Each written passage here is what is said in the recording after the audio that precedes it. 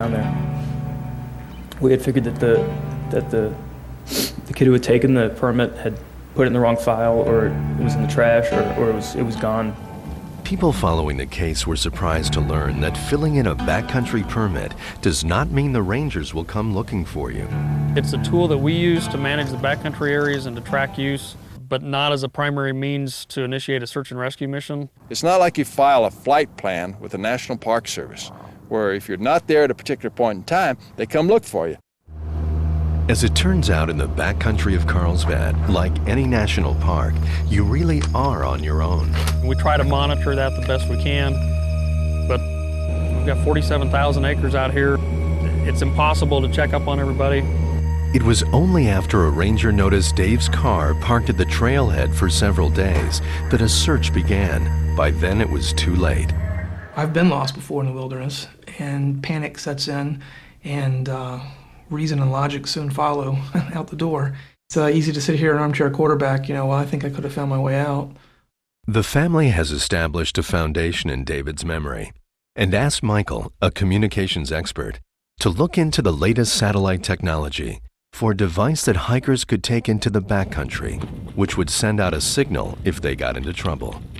It's the 21st century, and if we can use some of that technology to save even one life, or not even save a life, just help prevent serious injury by having to wait 3 days for someone to come find you, then it'll be all worth it.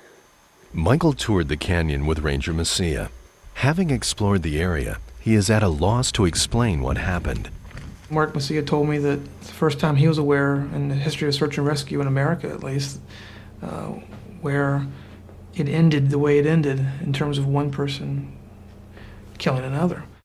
Even so, he is reluctant to talk about his brother-in-law. Everything you see in he was such a nice guy and everybody liked him, and that was all true, but it's all cliched. He can understand why the case made headlines around the world, but the Coughlin family resent the media attention caused by the story.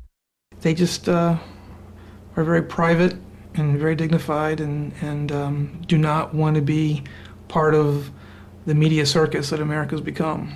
Perhaps the final stage in that circus came when Raffi held a press conference after the sentencing. This isn't a 2-year sentence for me. This is a lifetime sentence for me. For everyone involved in this mystifying case, there will always be questions, and only Raffi himself has the answers. It would be interesting, after it all is said and done, he's out and on his own again, to sit down and talk with him. But when you get right down to it, we probably know as much as we're ever going to know at this point.